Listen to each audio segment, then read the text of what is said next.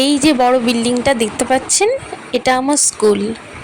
কি ভালো লাগছে কতদিন পর স্কুলটা দেখে। ঝাঁ চকচকে সুন্দর রং করা স্কুল, এবং স্কুলের পরিকাঠামোও খুব সুন্দর। সে আমরা যখন পড়াশুনো করেছিলাম তখন থেকেই কত স্মৃতি এই স্কুলে লুকিয়ে আছে, কত আনন্দ।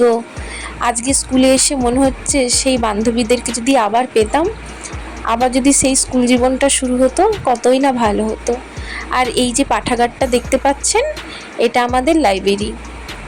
আমাদের যখন একটা করে 11-12 ব্রেক ক্লাস থাকতো, আমরা কিন্তু সব বান্ধবীরা এসেই লাইব্রেরিতে বসে থাকতাম। লাইব্রেরিতে ঢোকার জন্য একটা বই নিতে হতো, কিন্তু বইটা পড়তাম কম, গল্পটা করতাম বেশি। আর এই রুমটা আমাদের হেড স্যারের রুম। এখনও হেড স্যার এখানেই বসেন।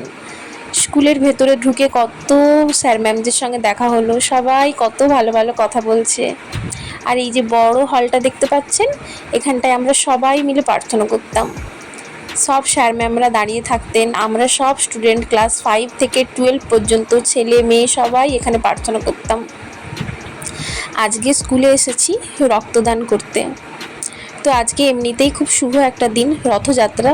আর এই শুভ দিনেও আমি রক্ত দিতে পারছি, এটা আমার অনেকটা সৌভাগ্য। তো প্রথম স্টেপটাই শুরু হয়েছে, যেটা আমার আগে হয়ে গেছে, তারপরেই আমার মা করছে। নাম, ওয়েট, বয়স, কোনো শারীরিক কোনো সমস্যা আছে নাকি, কোনো কিছু দীর্ঘদিন কোনো ওষুধ আমরা খাচ্ছি নাকি, এইসবই জিজ্ঞেস করেছে প্রথম স্টেপে। তারপরে শুরু হলো দ্বিতীয় স্টেপ, যেখানে আমাদের প্রেশার, আমাদের জিভ, চোখ এগুলো ভালো করে দেখে নিচ্ছিল, এবং যাদের যাদের এগুলো হয়ে যাচ্ছিল তাদের রক্ত নিচ্ছে। এবং আমার হচ্ছে একদম লাস্ট স্টেপের কাজটা। তো আমার এখন চলছে কিছু কিছু ওনাদের ফর্ম ফিল আপ হচ্ছে, এবং আমি যেই ব্যাগটাতে রক্ত দেব সেইটা আমাকে দিয়ে দিচ্ছে আমার নাম লিখে, এবং আমাকে একটা সিগনেচার করতে হচ্ছে। আমি এবং আমার মা দুজনেরই কমপ্লিট হয়ে গেছে। লাস্টে এসে আমার পালা। প্রথমটা ভীষণই ভয় করছিল, কারণ আমি প্রথম দিচ্ছি, কিন্তু বিশ্বাস করুন মনের ভেতর একটা ভালো লাগা তৈরি হচ্ছিল।